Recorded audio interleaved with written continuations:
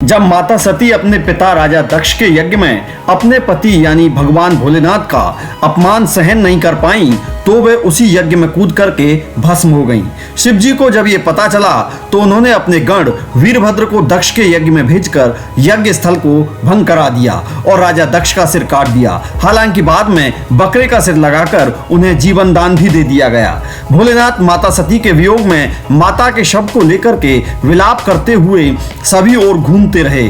इसके बाद विष्णु भगवान ने भोलेनाथ की इस दशा को देख करके सुदर्शन चक्र से माता सती के शव के 51 टुकड़े कर दिए। जहां जहां माता के अंग और आभूषण गिरे वही स्थान शक्तिपीठ में स्थापित हो गए। ये अंग 51 स्थानों पर गिरे जहां 51 शक्तिपीठों के नाम से इनको जाना जाता है। अब बात करते हैं माता कात्यायनी की।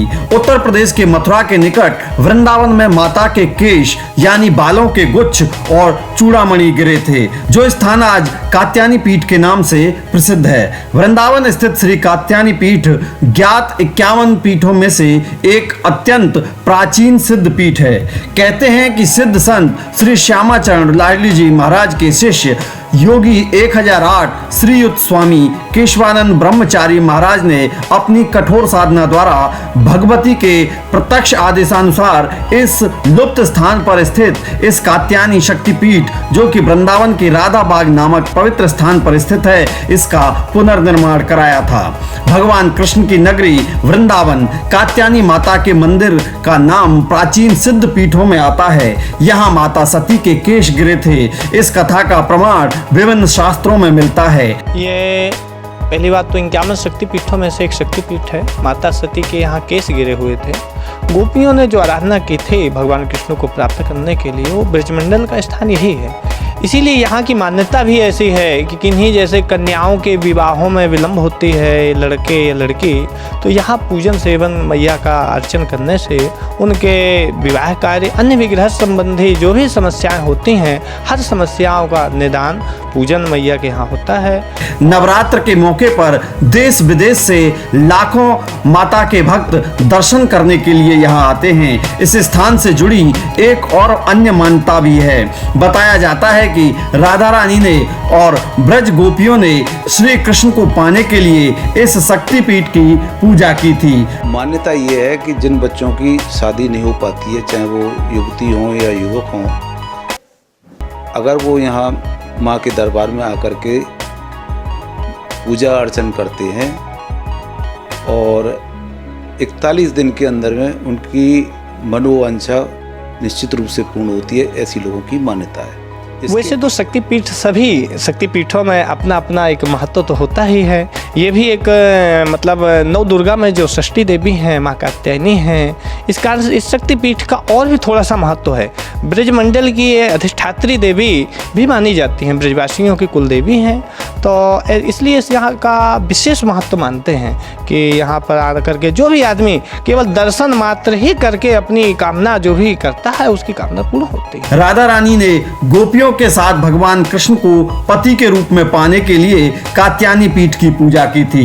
इसके पीछे रहस्य ये है कि भगवान श्री कृष्ण को पति रूप में प्राप्त करने के लिए ब्रजांगनाओं ने कठिन तप किया था। मार्गशीर्ष के महीने में 1.25 महीने तक यमुना जी में निर्वस्त्र होकर के, गर्दन तक खड़े होकर के, और माँ की कठिन साधना की थी।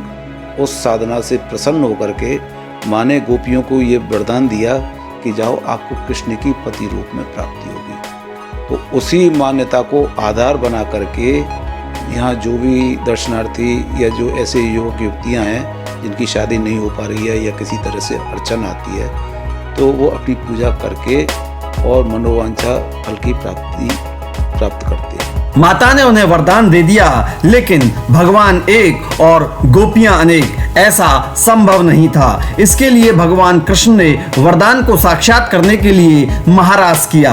आज भी बड़ी संख्या में युवक युवतियां विवाह की मनोकामना लेकर के माता के दरबार में आते हैं और इनकी पूजा से विवाह की उनकी इच्छा पूरी होती है। स्थानीय निवासियों के अनुसार भगवान कृष्ण ने कंस का वध करने से पहले यमुना किनारे माता कात्यायनी को कुलदेवी मान करके बालू से मां की प्रतिमा बनाई थी। उस प्रतिमा की पूजा करने के बाद भगवान श्री कृष्ण ने कंस का वध किया था।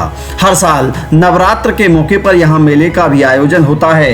कात्यायनी पीठ मंदिर का निर्माण फरवरी 1923 में स्वामी केशवानंद ने कराया था। मां कात्यायनी के साथ इस मंदिर में पंचानन शिव, भगवान विष्णु और सूर्य तथा सिद्धदाता श्री गणेश जी की मूर्तियां भी हैं। लोग मंदिर का आध्यात्मिक वातावरण देखते ही यहाँ मंत्रमुग्ध हो जाते हैं और दिल और दिमाग में शांति पाते हैं। दोस्तों, अगर आपके पास भी पौराणिक महत्व के स्थान की ऐसी ही कोई जानकारी है तो हमें कमेंट करके जरूर बताएं। वीडियो अच्छी लगी हो तो लाइक और शेयर करना ना भूलें। जय माता दी।